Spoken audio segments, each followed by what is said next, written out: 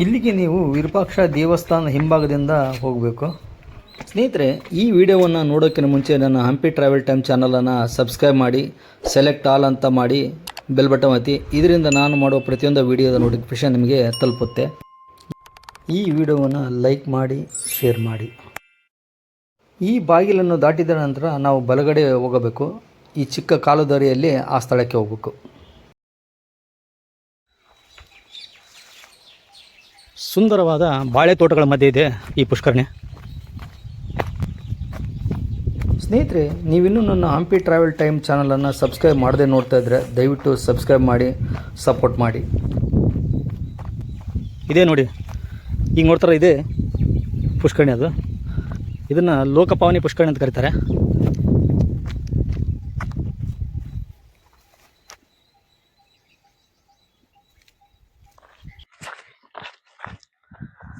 ನಮಸ್ಕಾರ ಸ್ನೇಹಿತರೆ, ಹಂಪಿ ಟ್ರಾವೆಲ್ ಟೈಮ್ಗೆ ಸ್ವಾಗತ. ಸ್ನೇಹಿತರೆ, ಇಂದು ನಾನು ಹಂಪಿಯಲ್ಲಿರ್ತಕ್ಕಂಥ ತುಂಬ ವಿಶೇಷವಾದ ಲೋಕಪಾವನಿ ಪುಷ್ಕರಣಿಯನ್ನು ನಿಮಗೆ ನಾನು ತೋರಿಸ್ತಾ ಇದ್ದೀನಿ. ನೀವು ನೋಡ್ಬೋದು, ನನ್ನ ಹಿಂಭಾಗದಲ್ಲಿ ಇದೆ ಲೋಕಪಾವನಿ ಪುಷ್ಕರಣಿ. ಈ ಲೋಕಪಾವನಿ ಪುಷ್ಕರಣಿಗೆ ನೀರು ಯಾವುದೇ ಕಾಲುವೆಯಿಂದಾಗಲಿ ಹೊಳೆಯಿಂದಾಗಲಿ ನೀರು ಬರೋದಿಲ್ಲ. ಇದು ನ್ಯಾಚುರಲ್ ಸೋರ್ಸ್ದಿಂದ ಬರುತ್ತೆ ನೀರು. ಮಳೆಗಾಲದಲ್ಲಿ ಮಳೆ ಏನಾಗುತ್ತೆ, ಆ ಮಳೆ ನೀರಿಂದ ಸಂಗ್ರಹವಾದ ಪುಷ್ಕರಣಿ ಇದು.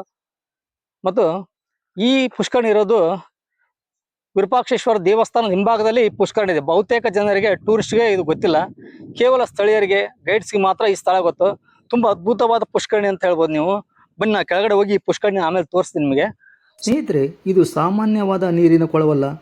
ನೂರಾರು ವರ್ಷಗಳ ಇತಿಹಾಸವನ್ನು ತನ್ನೊಳಗೆ ಇಟ್ಟುಕೊಂಡಿರುವ ಈ ಪುಷ್ಕರಣಿ ಇಂದಿಗೂ ತನ್ನ ಪವಿತ್ರತೆಯನ್ನು ಉಳಿಸಿಕೊಂಡಿದೆ. ನೋಡ್ಬೋದು, ಅದ್ಭುತವಾದ ಪುಷ್ಕರಣಿ ಇದೆ. ಎಷ್ಟು ಸುಂದರವಾಗಿದೆ ಅಂತ ನೀವು ನೋಡ್ಬೋದು.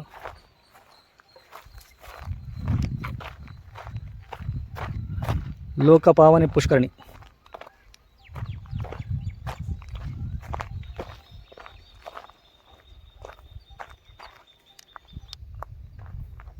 ಸುತ್ತಲೂ ಬಾಳೆ ತೋಟಗಳ ಮಧ್ಯೆ ಇರುವ ಈ ಪುಷ್ಕರಣಿ ನೋಡುಗರ ಮನ ಸೆಳೆಯುತ್ತದೆ.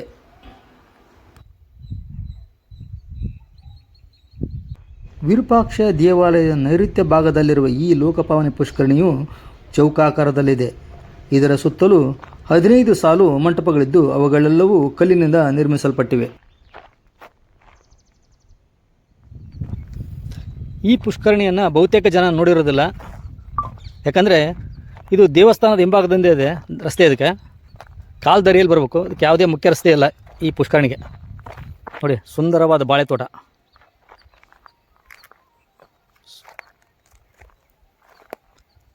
ಈ ಕಡೆ ನಿಮಗೆ ಹೇಮಕೂಟ ಪರ್ವತ. ಇಲ್ಲಿ ನೀವು ವಿರೂಪಾಕ್ಷ ದೇವಸ್ಥಾನ ಗೋಪುರ ಕೂಡ ನೋಡ್ಬೋದು. ಇಲ್ಲಿ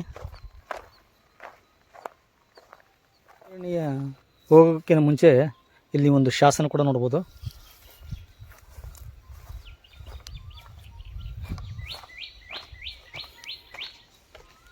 ಬನ್ನಿ, ನಾವೀಗ ಕೆಳಗಡೆ ಹೋಗೋಣ.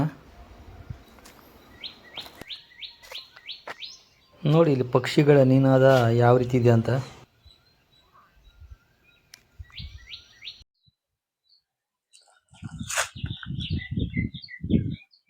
ಕೆಳಗಡೆ ಆ ಪುಷ್ಕರಣಿ ಹತ್ರ ಹೋಗೋಣ.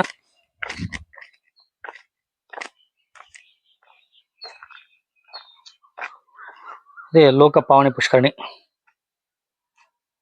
ಸೊ ನಾನು ನಿಂದಿದ್ದೆಲ್ಲ ಇದೆ. ಒಳಗಡೆ ಇದೆ ಅದ್ಭುತವಾದ ದೇವಸ್ಥಾನ, ಈಶ್ವರ ದೇವಸ್ಥಾನ.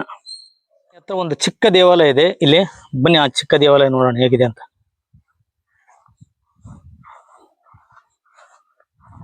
ಹೊರಗಡೆಯಿಂದ ನೋಡುವುದಕ್ಕೆ ಹಾಳ ಮಂಟಪ, ಒಳಗಡೆ ಹೇಗಿದೆ ಅಂತ ಬನ್ನಿ ನೋಡೋಣ. ಸ್ನೇಹಿತರೆ, ಇಲ್ಲಿ ನೋಡ್ಬೋದು, ಅದ್ಭುತವಾದ ಶಿವಲಿಂಗ ಇಲ್ಲಿ ಇರೋದು ಒಳಗಡೆ.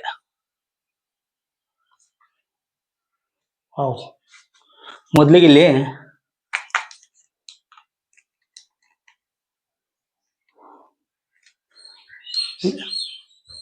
ನೀವಿಲ್ಲಿ ನೋಡ್ಬೋದು ಮಹಿಷಾಸುರ ಮರ್ದನಿಯ ಮೂರ್ತಿಯನ್ನ. ತುಂಬಾ ಅದ್ಭುತವಾದ ಕೆತ್ತನೆ ಇದು.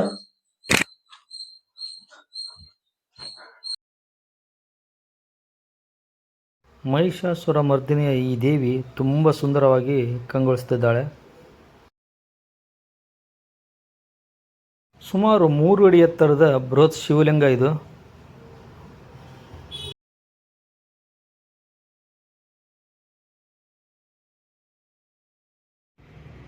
ಸುಮಾರು 3 ಅಡಿ ಎತ್ತರದ ಶಿವಲಿಂಗ ಇದು.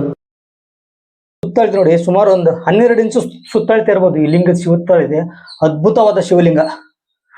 ಓಂ ನಮಃ ಶಿವಾಯ, ಓಂ ನಮಃ ಶಿವಾಯ, ಓಂ ನಮಃ ಶಿವಾಯ.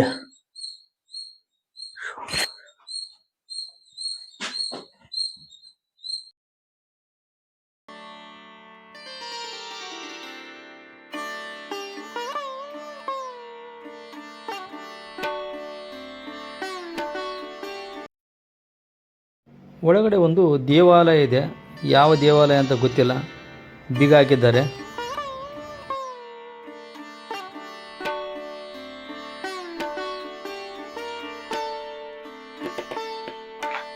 ಎಷ್ಟೊಂದು ಚೆನ್ನಾಗಿದೆ ನೋಡಿ ಕಂಬಗಳು. ಪ್ರತಿ ಮಂಟಪವು ಸಮಾನಾಂತರದಲ್ಲಿ ನಿರ್ಮಾಣವಾಗಿದ್ದು ಇಡೀ ಪುಷ್ಕರಣಿಗೆ ವಿಶಿಷ್ಟವಾದ ಸೌಂದರ್ಯವನ್ನು ನೀಡುತ್ತದೆ. ಬೆಳಗ್ಗೆ ಮತ್ತು ಸಂಜೆ ಸಮಯದಲ್ಲಿ ಇಲ್ಲಿ ನೋಡಿದರೆ ಕಲ್ಲಿನ ಮಂಟಪಗಳ ನೆರಳು ನೀರಿನ ಮೇಲೆ ಬೀಳುವ ದೃಶ್ಯ ನಿಜಕ್ಕೂ ಮನಸ್ಸಿಗೆ ಆನಂದವನ್ನು ನೀಡುತ್ತದೆ. ಸ್ನೇಹಿತರೆ, ಈ ನೀರು ನೈಸರ್ಗಿಕ ವರದಿಯಿಂದ ಬರುತ್ತೆ. ವರ್ಷ ಪೂರ್ತಿ ಇಲ್ಲಿ ನೀರು ಇರುತ್ತೆ. ಬೇಸಿಗೆಯಲ್ಲೂ ಸಹ ನೀರು ಖಾಲಿಯಾಗುವುದಿಲ್ಲ. ಹಿಂದೂ ಸಂಪ್ರದಾಯದ ಪ್ರಕಾರ ಈ ಪುಷ್ಕರಣಿಯಲ್ಲಿ ಸ್ನಾನ ಮಾಡಿದರೆ ಸರ್ವ ಪಾಪಗಳು ನಿವಾರಣೆಯಾಗುತ್ತವೆ ಎಂದು ನಂಬಲಾಗಿದೆ. ಅದಕ್ಕಾಗಿಯೇ ಈ ಸ್ಥಳಕ್ಕೆ ಲೋಕಪಾವನಿ ಅಂತ ಹೆಸರು ಬಂದಿರಬಹುದು. ಲೋಕ ಎಂದರೆ ಜಗತ್ತು, ಪಾವನಿ ಎಂದರೆ ಪವಿತ್ರಗೊಳಿಸುವಳು ಎಂದ ಅರ್ಥ. ಜಗತ್ತನ್ನೇ ಪವಿತ್ರಗೊಳಿಸುವ ಪುಷ್ಕರಣಿ ಎಂಬ ಅರ್ಥವನ್ನು ಇದು ಸೂಚಿಸುತ್ತದೆ. ನೀವು ಇಲ್ಲಿಗೆ ಬಂದಾಗ ಗಮನಿಸಬಹುದು, ಬಾತುಕೋಳಿ, ಮೀನು, ಕಪ್ಪೆ ಮತ್ತು ಆಮೆಯನ್ನು ಕೂಡ ನೋಡಬಹುದಾಗಿದೆ. ಹಾಗೆಯೇ ಸ್ವಲ್ಪ ಮುಂದೆ ನೋಡಿದರೆ ನೀವು ನಾಗಶಿಲ್ಪವನ್ನು ಕೂಡ ನೋಡಬಹುದು. ಪುಷ್ಕರಣಿಯ ಕಲ್ಲುಗಳ ಮೇಲೆ ನಾಗರ ಹಾವು, ಮೀನು, ಆಮೆ, ಶಿವಲಿಂಗ ಮತ್ತು ನಂದಿಯಂಥ ಶಿಲ್ಪಗಳನ್ನು ಕೆತ್ತಲಾಗಿದೆ. ಈ ಶಿಲ್ಪಗಳು ಕೇವಲ ಅಲಂಕಾರಕ್ಕಾಗಿ ಮಾಡಲ್ಪಟ್ಟಿಲ್ಲ. ನಾಗರ ಹಾವು ಎಂದರೆ ರಕ್ಷಣೆ ಮತ್ತು ಶಕ್ತಿಯ ಸಂಕೇತ. ಮೀನು ಜೀವನ ಮತ್ತು ಸಮೃದ್ಧಿಯನ್ನು ಸೂಚಿಸುತ್ತದೆ. ಆಮೆ ಸ್ಥಿರತೆ ಮತ್ತು ದೀರ್ಘಾಯುಷ್ಯದ ಪ್ರತೀಕ. ಶಿವಲಿಂಗ ಮತ್ತು ನಂದಿ ಶಿವನ ಆರಾಧನೆಯ ಸಂಕೇತ. ಈ ಎಲ್ಲ ಶಿಲ್ಪಗಳು ಸೇರಿ ಈ ಪುಷ್ಕರಣಿಯ ಧಾರ್ಮಿಕ ಮತ್ತು ಆಧ್ಯಾತ್ಮಿಕ ಮಹತ್ವವನ್ನು ನಮಗೆ ತಿಳಿಸುತ್ತವೆ. ಪುಷ್ಕರಣಿಯ ಸುತ್ತಲಿರುವ ಕಲ್ಲಿನ ಮಂಟಪಗಳ ಕಂಬಗಳು ಬಹಳ ಸರಳವಾಗಿ ಕಾಣಿಸಿದರೂ ಅವುಗಳ ವಿನ್ಯಾಸ ಅತ್ಯಂತ ಆಕರ್ಷಕವಾಗಿದೆ. ಇದು ತುಂಬ ನಿಶಬ್ದ ಹಾಗೂ ಪ್ರಶಾಂತತೆಯ ಸ್ಥಳ. ಈ ಸ್ಥಳ ಧ್ಯಾನ ಮಾಡಲಿಕ್ಕೆ ಕೂಡ ಯೋಗ್ಯ. ಇಲ್ಲೇನಿದೆ ಗೊತ್ತಾಗ್ತಾ ಇಲ್ಲ, ಸಾಕಷ್ಟು ಜನ ಇದೆ, ಕತ್ಲಿದೆ. ಆಂಜನೇಯ ಇದೆ. ಸಾವಿರಾರು ಜನರು ವಿರೂಪಾಕ್ಷ ದೇವಸ್ಥಾನಕ್ಕೆ ಬರುತ್ತಾರೆ. ಆದರೆ ಕೆಲವೇ ಜನರು ಮಾತ್ರ ಈ ಲೋಕಪಾವನಿ ಪುಷ್ಕರಣಿಯನ್ನು ನೋಡಲು ಬರುತ್ತಾರೆ. ಆದ್ದರಿಂದ ಈ ಸ್ಥಳದಲ್ಲಿ ಜನಸಂದಣಿ ಕಡಿಮೆ. ಸ್ನೇಹಿತರೆ, ನೀವಿಲ್ಲಿ ಶಾಂತವಾಗಿ ಕುಳಿತು ಪ್ರಕೃತಿಯ ಸೌಂದರ್ಯವನ್ನು ಅನುಭವಿಸಬಹುದು. ಸ್ನೇಹಿತರೆ, ನೀವು ಹಂಪಿಗೆ ಬಂದಾಗ ವಿರೂಪಾಕ್ಷ ದೇವಸ್ಥಾನವನ್ನು ನೋಡಿದ ನಂತರ ಈ ಲೋಕಪಾವನಿ ಪುಷ್ಕರಣಿಯನ್ನು ನೋಡಲು ಮರಿಬೇಡಿ.